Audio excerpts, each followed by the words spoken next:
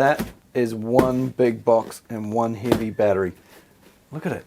It's bigger than this light with a 2 amp hour battery on it. This is, of course, as you can see on the box, the 8H tabless battery from Makita. Makita's biggest and strongest battery currently available, outputting up to 3,800 peak watts, or continuous at 2,800 watts. Now, it's taken me a while to get around to making a video about this. I have used this battery in a few videos. I think it was in the chainsaw. Well, I know it was in the chainsaw, the 50cc UC030G, and I'm pretty sure it was in the heat gun, the 40 volt heat gun. Well, today we're going to take a look at what's inside it, because presumably it's running the same batteries, the same cells, should I say, as one of these, the 4040F. Basically, this is 2 of these. Although, look at the size of that box, it looks absolutely massive. Here's a box for with a 4040F in it, and yeah, it's a couple of those, no problem at all. And width-wise, she's a big old beast. Shall we open it up and take a look? Boom. Let's see it next to the 4 and next to a 2/2.5. They're both the same size, so don't worry about that. It is a beast of a battery.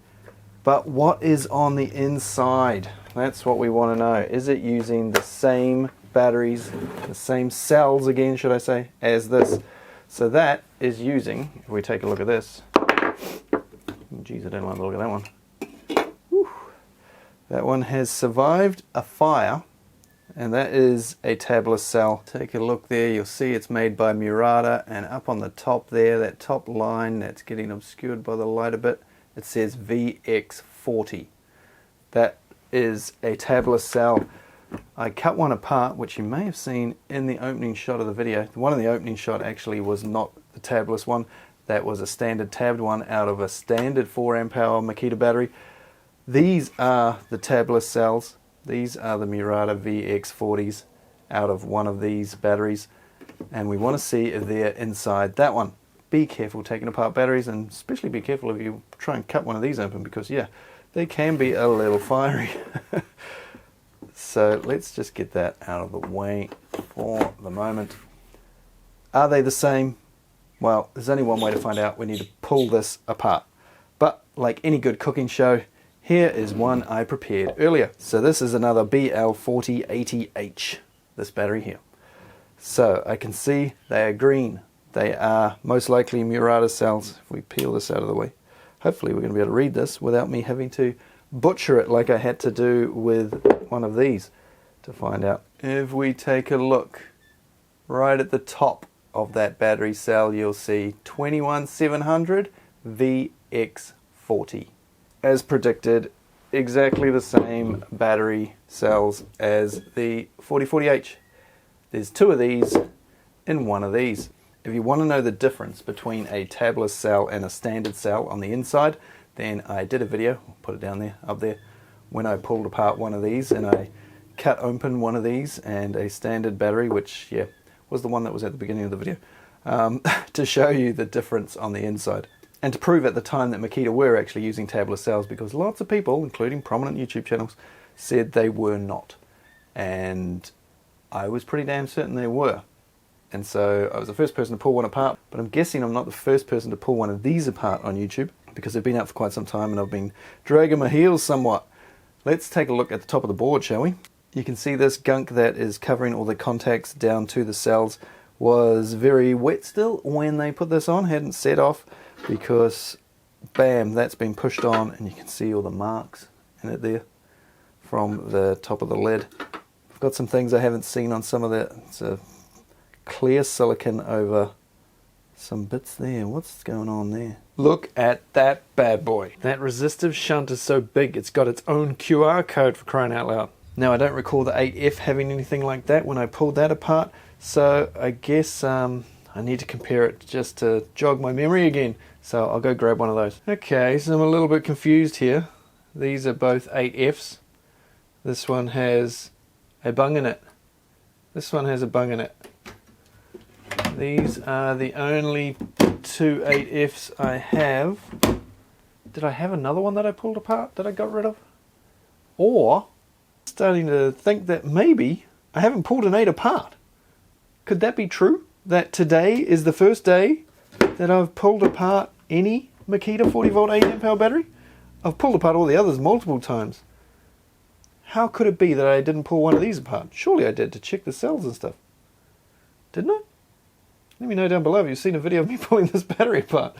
Yeah, but according to the bungs, I haven't. So I will now, and we'll compare them. This bar in the 8H, the tabless battery, is what looks to be aluminium. Just a piece of aluminium. Something different going on there, of course, though.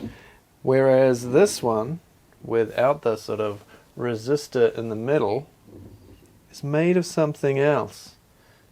Can we get in close enough for this? Hopefully the camera is picking up that it is silver on the top, but not on the underside. Now, I don't know enough about batteries and all the bits that make them up in electronics and stuff to explain what all the differences are on this battery to the other battery, but this is the standard F battery, the first one that was released. This is the H, the tabless, and I'll leave them both here for a few seconds so you nerds can take a look at them and work out what's different and what's not. This area here with these bars and these couple of chips here looks to be the same physical size as the ones that are underneath the gunk here, so that is possibly the same. This area here is slightly different to this side. These contacts are a different color. The order of the chips here looks a little bit different, and it is different in this region, definitely. And of course, the bar here that we've been speaking about. Better just check what cells are in the old F battery too, eh, while we're here. Now, I've had a look and it's almost impossible to see with the camera, I'm guessing.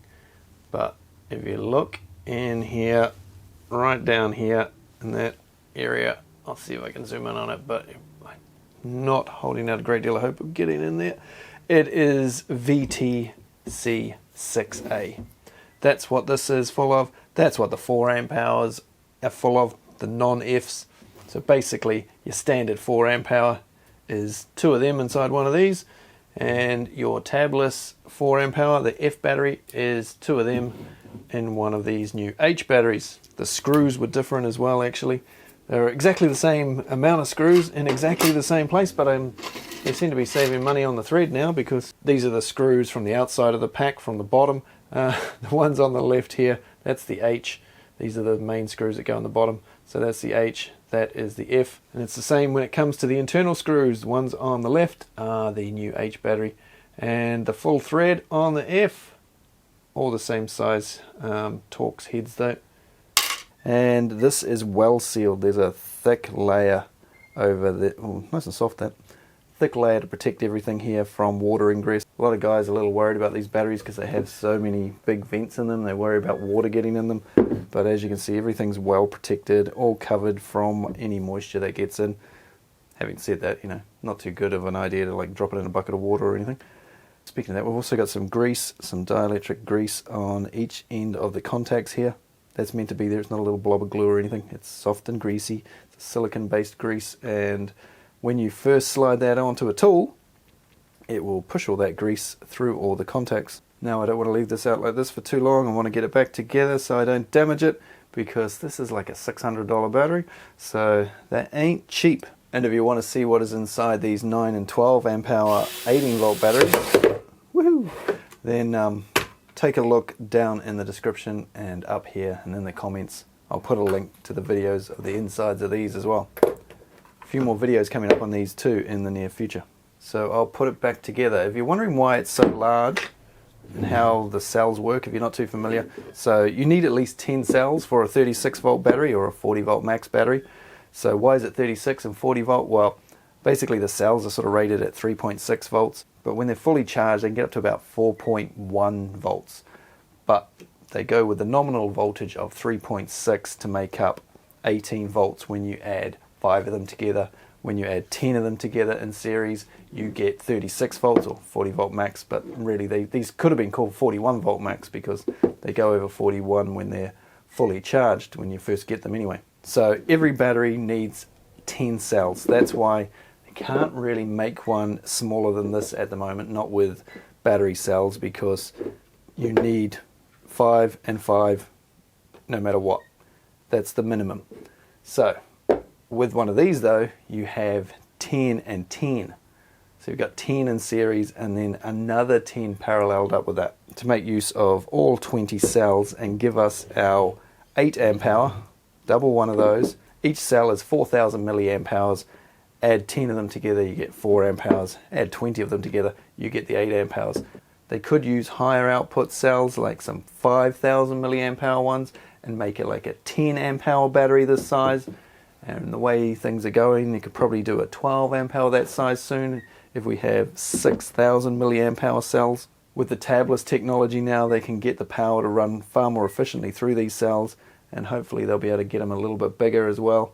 If you could get up to a 12 amp hour in the same physical size and weight as this, that would be very nice. Speaking of weight, 4080H, 1.838, 1838. Let's see how it compares to an old school one. 1859. Oh, the tabless cells may be slightly lighter than the standard cells. I think we found that with this as well, that this was slightly lighter than the old school battery. Seems strange calling 40 volt old school. Now I haven't noticed any difference in the rails on the H and the F battery. They look to be the same, but then again I thought the 4F and the standard 4 were the same as well for quite some time, and then I realized they weren't one day. This is a standard 4. You take a look at this area here. The rails are quite narrow. This is the 4F, and you'll see much more substantial, about twice the width. That width of course goes inward rather than outward. This outside width has to always stay the same, else it'd never fit on anything.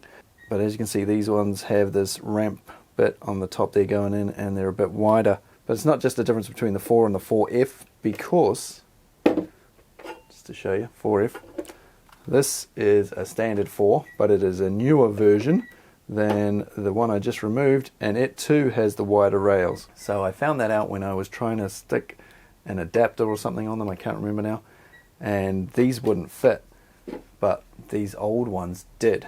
So there's been a tweak at some point, either for strength or to stop them going on certain tools, I don't know, because if you have a look here, these are fairly flat on the inside, but if we put one of the 8 amp hour batteries back up there, you'll see just here there is a little ridge on both sides. That is to stop you from putting this battery on tools that Makita think it shouldn't be going on, either for weight purposes or because it's too powerful for the tool or something like that. So yeah, certain batteries don't fit on certain tools. I might have to do another update on a video on that sort of thing, and we need to now go and make a video about how this compares to some of these other batteries like this one, and more interestingly this one. How much more grunt does this really have over this? I'll have to come up with some tests, and I'll see you on another video for that. Let's just have a quick check of the batteries and see what voltage they shipped at. So this is the one I pulled apart. Currently powering this, believe it or not, off my television, which is sitting just to the left of shot. So no charges. It's shipped at about 30%, 23 degrees inside, 33.6 volts. And let's see, this one's also 33.6. It's about the same, a little bit cooler, 33.5. Okay, here we go.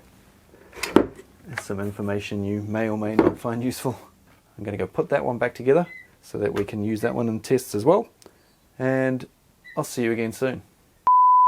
Usually I take these bungs out by drilling them out. Occasionally I can't be bothered and I do it like this.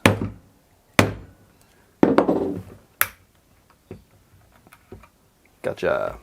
Geez, that one's almost reusable, isn't it? Stick it back in when I'm done. The anode goes out one end and the cathode comes out the other, but they can't touch on the inside, else that's when you get woof.